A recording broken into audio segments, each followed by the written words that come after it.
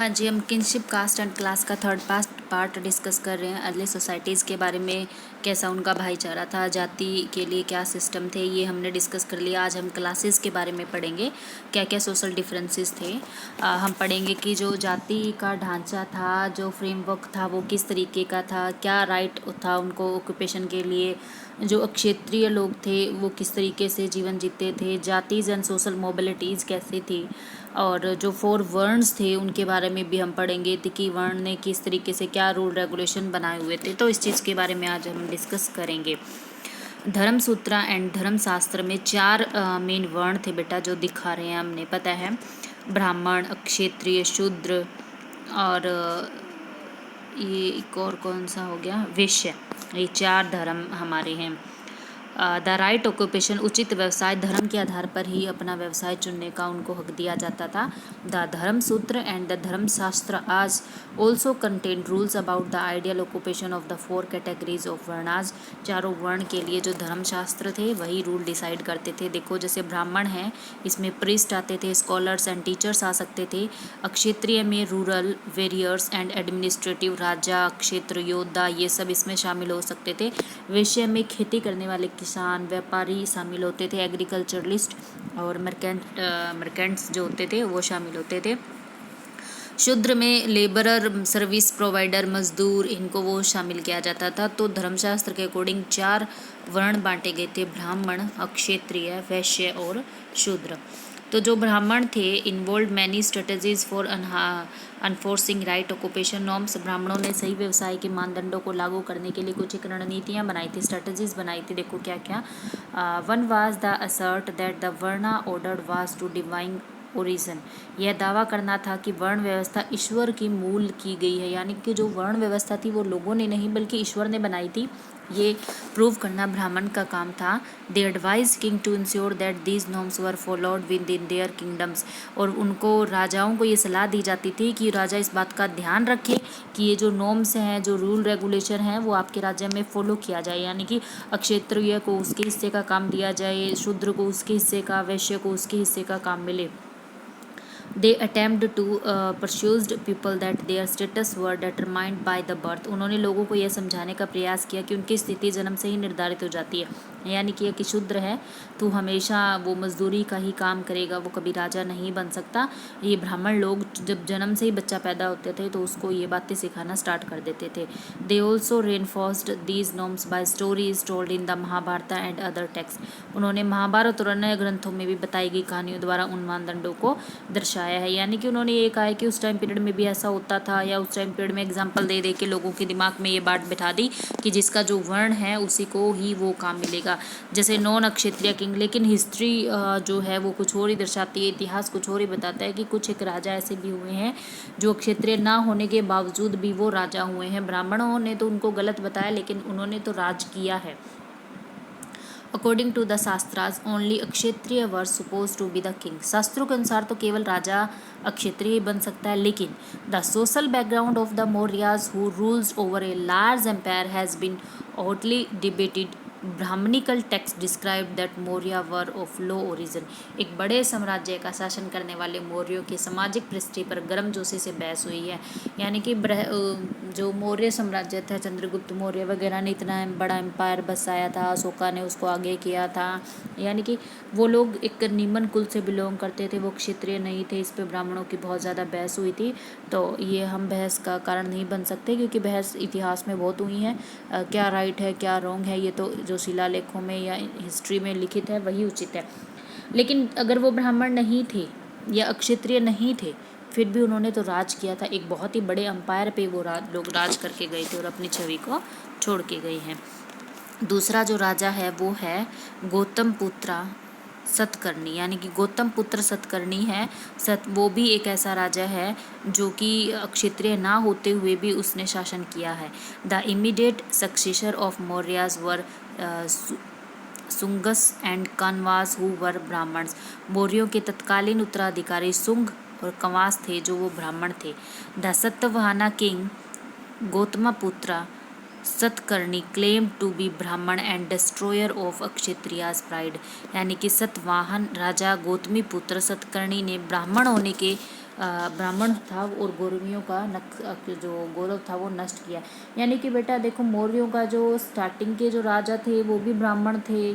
सतकर्णी का जो गौतमी पुत्र है ये भी ब्राह्मण था, यानी कि ये भी एक क्षत्रिय नहीं था, लेकिन इसने भी शासन किया है। तो कुछ एक ऐसे उदाहरण भी मिलते हैं कि उनका वो वर्ण, उनका वो धर्म, उनका वो काम ना होते हुए भी उन लोगों ने किया है और इतिहास में अपनी छाप छोड़ी है। एक और उदाहरण हमें मिलता है, मध्य एशिया में आने वाले शाक ब्राह्मणों द्वारा मलेच्छ, बर्बर या बाहरी लोग माने जाते हैं। उन्होंने भारत के उत्तरी पश्चिमी हिस्सों में शासन किया था, जबकि वो अक्षत्रिय नहीं थे। The Sakas who came from Central Asia were regarded as mlechchha, barbarian, outsider by the Brahmins. They ruled north western part of India. ठीक है, मलेच्छों ने क्या किया था? The Shaka and Kushan rules who came from Central Asia were regarded as Brahmin and outsider as known as mlechchhas. Some powerful mlechchhas were familiar with Sanskrit traditions. मध्य Asia से आने वाले शाक और कुषाण शासकों को बर्बर या बाहरी माना जाता था, लेकिन ये कुषाण में जो शासक थे बर्बर थे, बाहर से आए थे, लेकिन फिर भी इन्होंने शासन किया था, इतिहास में छाप छोड़ी थी और ये क्षत्रिय नहीं थे। मलेच्छों के रूप में जाना जाता है। कुछ शक्तिशाली मलेच्छ संस्कृत से भी परिचित थे, यानी कि संस्कृत लैंग्वेज भी वो जानते थे। जातीज एंड सोशल मोबिलिटी, जाति कैसे चेंज होती थी, किस तरीके से गतिशीलता थी वो देखिए। The social categories are referred to as jati, सामाजिक श्रेणियों को जाति कहा जाता है। However, while the number of varnas was fixed at 4, there was no restrictions on the number of jatis. हालांकि वर्ण पे रिस्ट्रिक्शन है कि 4 वर्ण है, अक्षत्रिय, ब्राह्मण, शूद्र और चलो जो भी है 4 वर्ण है। उन 4 वर्णों पे तो रिस्ट्रिक्शन है कि 4 ही वर्ण हो सकते हैं, ब्राह्मण हो सकता है, शूद्र हो सकता है, क्षत्रिय हो सकता है और वैश्य हो सकता है, लेकिन जाति पे कोई किसी तरीके का वर्ण नहीं है। जैसे कि अब ये आइडिया लगा लेते हैं कि कोई शॉप कर रहा है तो वो बनिया होगा, लेकिन उसकी रियल कास्ट क्या होगी हमें नहीं पता। अगर हम जैसे एग्जांपल देते हैं, हवन करवा रहे हैं, शादी करवा रहे हैं, तो ये ब्राह्मण होगा, लेकिन उसकी एग्जैक्ट कास्ट क्या होगी वो नहीं पता। लेकिन हम लोग ना जाति के बारे में कोई तय नहीं कर सकते, प्रतिबंध लगा ही नहीं सकते कि ये इस जाति का होगा या इस जाति का नहीं होगा। तो जातिज विच शेयर्ड ए कॉमन ऑक्यूपेशन और प्रोफेशंस वर समटाइम्स ऑर्गेनाइज्ड इनटू सेरनीज और गिल्ड। जिन लोगों ने एक सामान्य व्यवसाय या पेशों को साझा किया, उन्हें कभी कभी शेरिनीश या गिल्ड से संगठित किया जाता था। यानी कि हम ऐसे पूरे समुदाय को कह सकते हैं, अगर कहानी ये चीज़ें कर रहे हैं तो ब्राह्मण हो सकते हैं, लेकिन पूरे समुदाय का नाम ले लेंगे, लेकिन उनकी एग्जैक्ट कास्ट के बारे में हम लोगों को नहीं पता या हम लोग उसको नहीं बता सकते।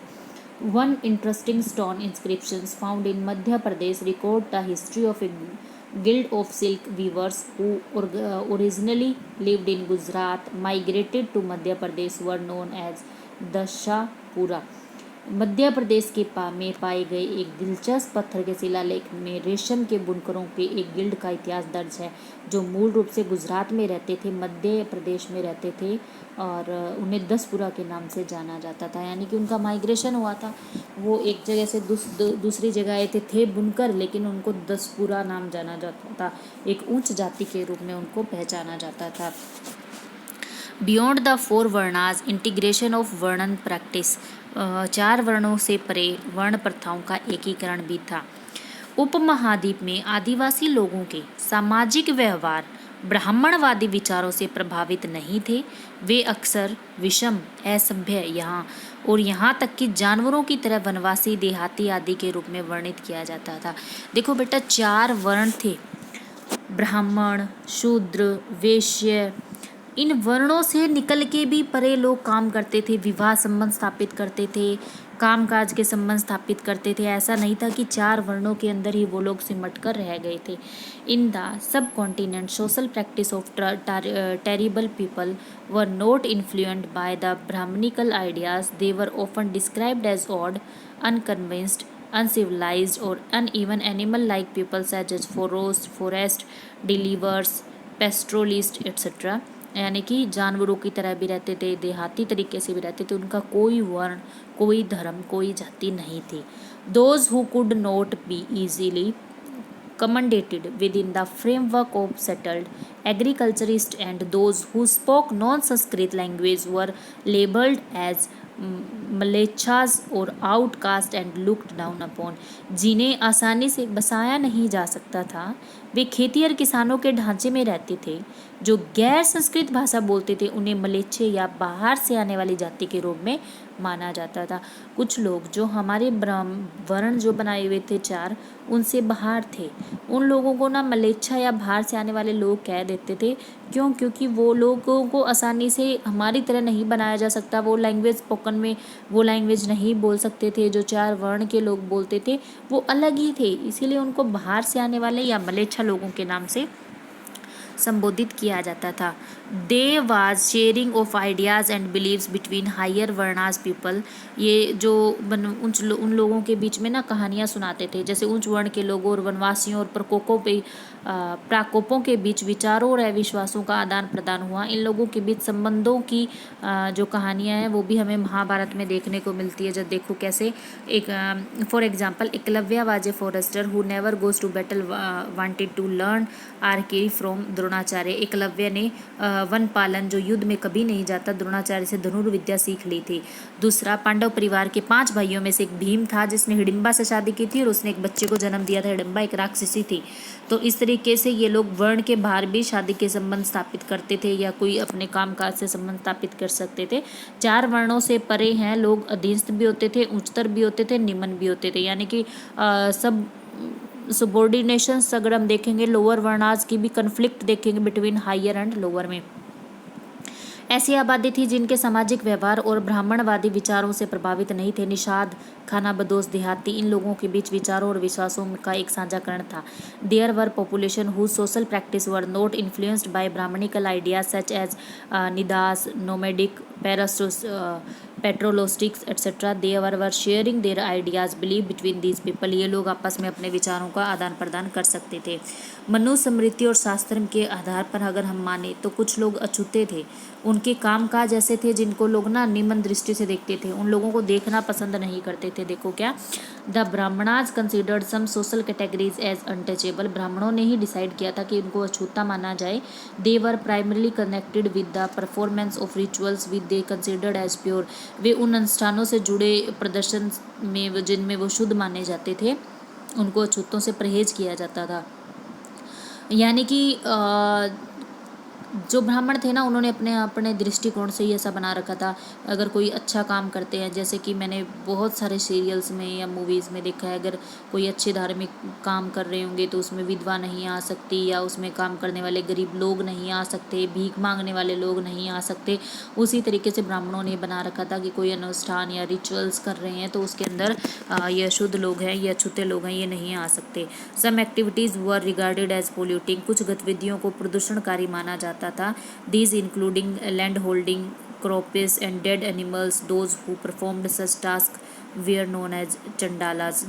इसमें लाशों और मृत जानवरों को संभालना शामिल था। जो लोग लाशों को जलाते थे या मरे हुए जानवरों को संभालते थे उन्हें चंडाल कहते थे। उन लोगों को ये लोग अपने किसी भी धार्मिक अनुसंधान में भाग नहीं लेने देते थे।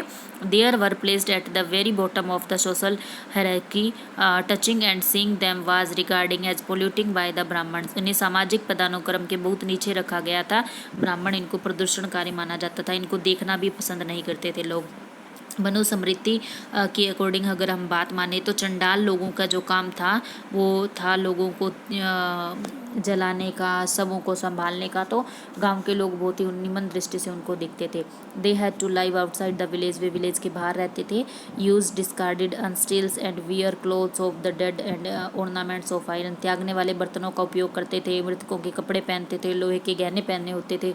वे रात में गाँव और शहरों से बाहर नहीं जा सकते थे। उन लोगों के शवों का निपटान करना होता था जिनके कोई रिश्तेदार नहीं थे। जल्लाद के रूप में सेवा करते थे वो लोग। तो इन लोगों को बहुत ही निम्न दृष्टि से समझा जाता था जो लोग ऐसे काम करते थे। उनको कोई भी धार्मिक काम में शामिल होने की परमिशन नहीं थी। इसके बारे में हम ही नहीं बल्कि 2 इतिहासकार हमारे यहाँ घूमने आए थे, फाजियान और जुआन जैंग। इन्होंने भी अवलोकन किया, इस चीज़ को देखा और इसके बारे में आगे एक्सप्लेन किया। फाजियान जो था चीन का बौद्ध भिक्षुक था। उसने लिखा, छूतों को सड़कों पर एक ताली बजाना पड़ता था ताकि लोग उन्हें देखने से बच सके। चाइनीज़ बुद्धिस्ट था untouchable had to a clapper in the street so that the people could avoid seeing them. क्योंकि लोग उनको देखते तो उन्हें बुरा भला बोलते, उनको अच्छा नहीं मानते, कहते मेरा दिन खराब कर दिया, आज ये हो गया तेरी वजह से, ऐसा कुछ करते थे, इसलिए वो ताली बजा देते अगर ताकि वो कोई लोग उन्हें देख भी रहे हैं तो वो लोग उनको ना देख पाए। इसी तरीके से दूसरा एग्जाम्पल हमें दिया था, चीनी यात्री यहाँ आया था जुआन जैंग, उसने भी कहा Xuanzang observe that executioners and servants were force to live outside the city, कि जो जल्लाद और मेला ढोने वाले हैं वो शहर के बाहर रहने के लिए मजबूर थे। जब इन्होंने विजिट किया इंडिया में तो इन्होंने देखा कि वो सब लोग इंडिया हमारे गांव में नहीं रहते, जो लोग ये वाला काम करते हैं बाहर रहते हैं। तो ही इन्होंने अपनी जो बुक्स थी उसमें इन्होंने लिखा कि जो बोझा ढोने वाले थे, जल्लाद लोग थे, या जो चंडाल लोग थे, इनके साथ बहुत ही बुरा व्यवहार किया जाता था। तो ये हमने थर्ड पार्ट पढ़ा इस चैप्टर का, कि लोग जाति के आधार पर, वर्ण के आधार पर किस तरीके से लोगों के साथ व्यवहार करते थे, किस तरीके से अपनाते थे, या किसको सबसे उच्च पद प्रदान था। जो ब्राह्मण थे वो सबसे ही उच्च पद अपने आप को